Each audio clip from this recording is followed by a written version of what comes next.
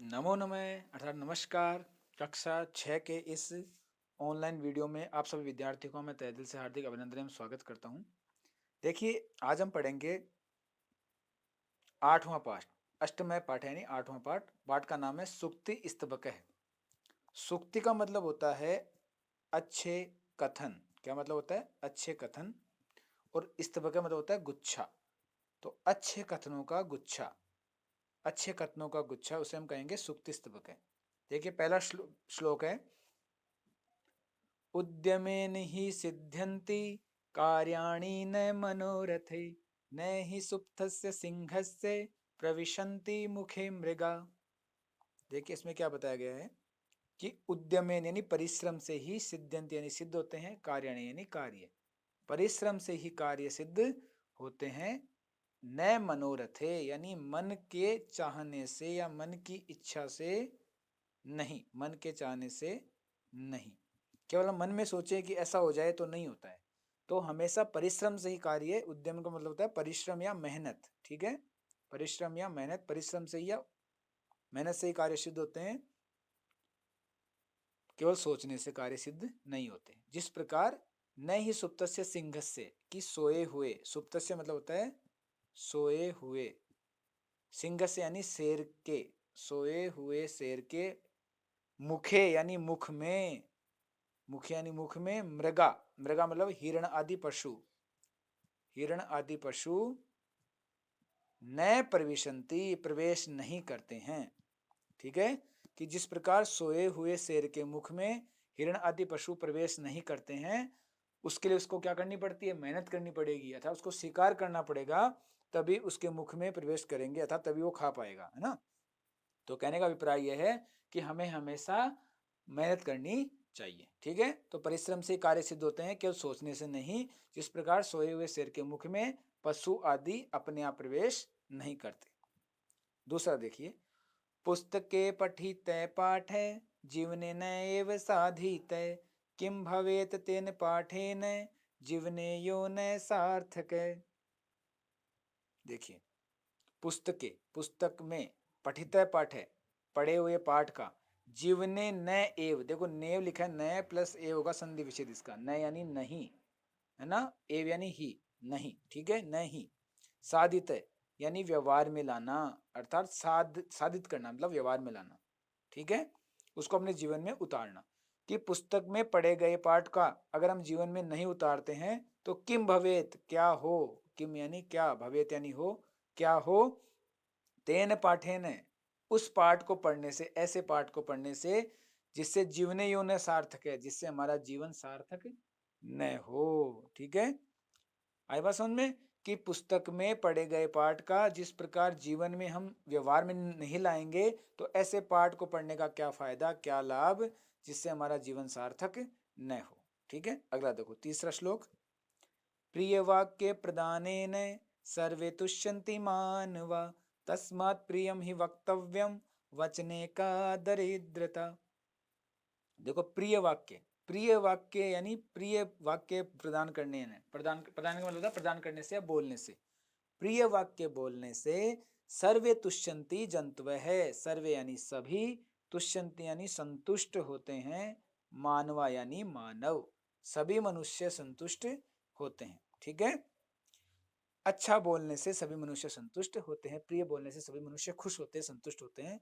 तस्मात इसलिए, तस्मात यानी इसलिए, प्रियम ही वक्तव्यम, प्रिय ही वक्तव्य यानी बोलना चाहिए, वचने का दरिद्रता, बोलने में कैसी गरीबी, बोलने में का यानी कैसी गरीबी, दरिद्रता मतलब होता है गरीबी। यहां हम अर्थ लेंगे इसका कंजूसी। ठीक है, बोलने में क्या कंजूसी, अर्थात बोलने में कोई कंजूसी हमें नहीं करनी चाहिए, लेकिन कैसा बोलना चाहिए, हमेशा प्रिय बोलना चाहिए। तो प्रिय वाक्य प्रदानेन सर्वे तुष्यन्ति मानवा, कि प्रिय वाक्य बोलने से सभी मनुष्य संतुष्ट होते हैं, इसलिए हमेशा प्रिय ही बोलना चाहिए, बोलने में कौन सी कंजूसी। अगला श्लोक देखिए, चौथा श्लोक, गच्छन् पिपीलको याति योजनानां शतान्य अपि, अगच्छन् वेनतेयो अपि पदमेकं न गच्छति। देखो, गच्छन् यहाँ मतलब होता है चलती हुई या चलता हुआ। क्या मतलब है? चलता हुआ या चलती हुई। ठीक है, चलती हुई या चलता हुआ दोनों अर्थ होते हैं।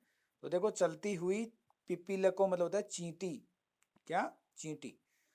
याति यानी चलती जाती है, योजना नाम शतानी अपि, शतानी मतलब होता है 100, देखो शतान्य अपि लिखा है, संधि विच्छेद क्या होगा, शतानी प्लस अपि, सैकड़ों कोस भी, योजना में नहीं कोस, ठीक है, सैकड़ों कोस भी चल जाती है, अर्थात 100 कोस से भी अधिक चल जाती है।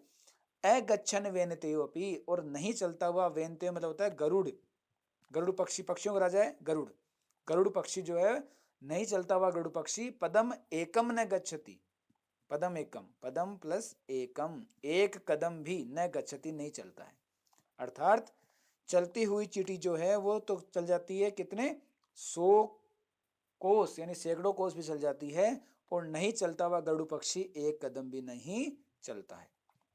अगला देखिए, काकह कृष्ण पिक कृष्ण को भेद पिक काकयो वसंत समय प्राप्ते काकह पिक पिक। देखो काकह कृष्ण, कौवा जो होता है, काकह यानी कौवा, कृष्ण यानी काला, कौवा कैसा होता है, काला होता है, पिक यानी होती है कोयल, पिक यानी कोयल, पिक का मतलब होता है कोयल, कोयल भी कैसी होती है, कृष्ण यानी काली।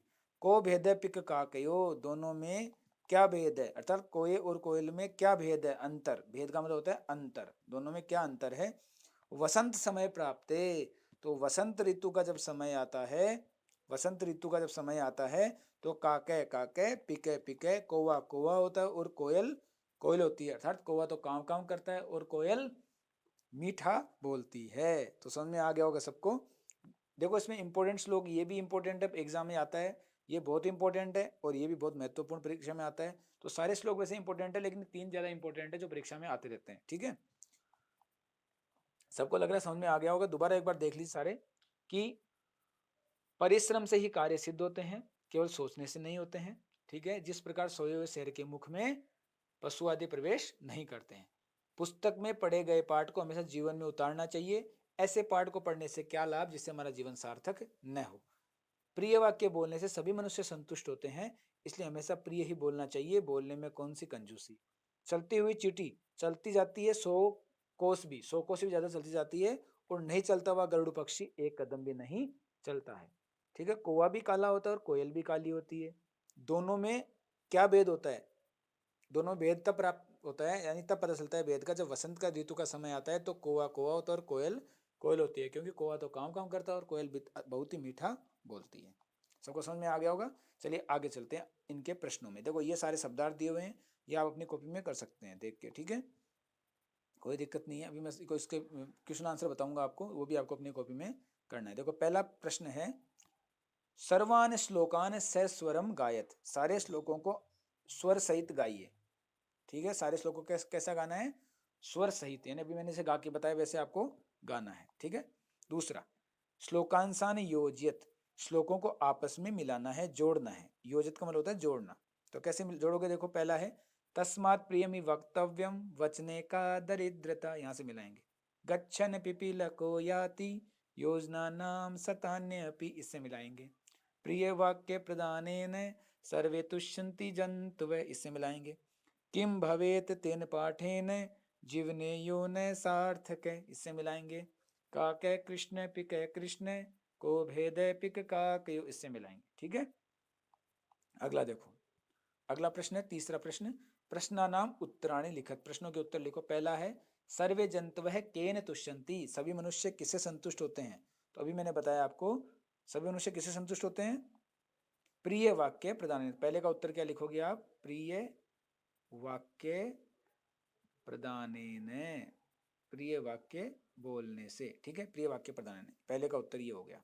दूसरा, पिक काकयो भेद कदा भवति, कोय और कोयल में भेद अंतर कब होता है, कब होता है, सबको पता है वसंत समय के, यानी वसंत ऋतु के समय पर। तो वसंत समय, वसंत समय, ठीक है, वसंत समय। दूसरा, तीसरा प्रश्न है कै गच्छन योजना नाम शतान्नी अपि याति, कौन चलती हुई या चलता हुआ 100 कोस भी चलती रहती है, कौन, तो अभी मैंने बताया पिपीलको यानी चींटी। तो आप क्या लिखोगे, पिपीलका, ठीक है, पिपीलको लिख सकते हो, पिपीलका लिख सकते हो, दोनों सही है, ठीक है, पिपीलका, ठीक है। आगे, अस्माभिः किम वक्तव्यम, हमारे द्वारा कैसा बोलना चाहिए, तो किम प्रियम, उत्तर क्या होगा? प्रियम बोलना चाहिए, मतलब कैसा बोलना चाहिए? प्रियम, प्रिय बोलना चाहिए। अगला प्रश्न है उचित कथनानाम समक्षम आम अनुचित कथनानाम समक्षम न इति लिखत, यानी जो सही कथन है उनके सामने तो लिखना है आम यानी हाँ, और जो गलत कथन है उनके सामने लिखना है न यानी नहीं। पहला है काकय कृष्ण न भवती, कौवा काला नहीं होता है, नहीं होता है तो गलत है, पहले में आएगा न, इस बॉक्स में आपको न लिखना है, ठीक है। दूसरा है अस्माभि प्रियम वक्तव्यम, हमारे द्वारा प्रिय बोलना चाहिए, तो दूसरे में आएगा आम, बॉक्स में आपको लिखना है आम। तीसरा है वसंत समय प्राप्ते पिक काकयो भेद भवती, वसंत ऋतु का समय आने पर कोयल और कोयल में भेद होता है, तो क्या लिखेंगे? आम, हाँ होता है वसंत समय में, ठीक है। वेनते पशु अस्ति, यानी गरुड़ पशु है, तो लिखेंगे न, नहीं, क्योंकि गरुड़ क्या है? पक्षी है। वचने का दरिद्रता न कर्तव्या, बोलने में कंजूसी नहीं करनी चाहिए, तो बिल्कुल सही है आम, नहीं करनी चाहिए, ठीक है। अगला प्रश्न है मंजूषाते है समानार्थक पदानी चित्वा लिखत, मंजूषा में दिए गए समान अर्थ वाले पदों को चुनकर लिखना है। पहला देखो वचने, ठीक है, वचने का मतलब है कथने, तो पहले में क्या लिखोगे? कथने। दूसरा है वेनते, वेनते में लिखोगे क्या? गरुड़ है, गरुड़ है, ठीक है, वेनते मतलब गरुड़ होता है। तीसरा पुस्तके, तो पुस्तके में क्या लिखोगे? ग्रंथे, ठीक है। चौथा है उद्यमेन, उद्यम मतलब होता है परिश्रमेण, तो चौथे में लिखोगे आप क्या? परिश्रमेण, ठीक है। अगला है पिक है, पिक को क्या लिखोगे? कोकिल है, पिक का क्या लिखोगे? कोकिल, ठीक है, ये लिखोगे कोकिल।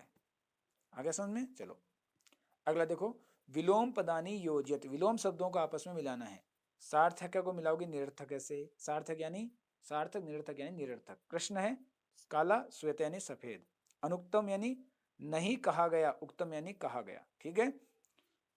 गच्छति जाता है, आगच्छति आता है। जागृत से जागता है, और सुप्त से सोए हुए के, और जागृत से जागते हुए के, ठीक है। मुझे लगा सारे प्रश्न आपको समझ में आ गए होंगे। तो जो चैनल पर प्रथम बार है चैनल को सब्सक्राइब करें, और जो प्रथम बार जुड़े हैं वो लगातार वीडियो को देखते रहें, ताकि आपको नए नए वीडियो संस्कृत के मिलते रहें। बहुत बहुत धन्यवाद। जय हिंद, जय भारत।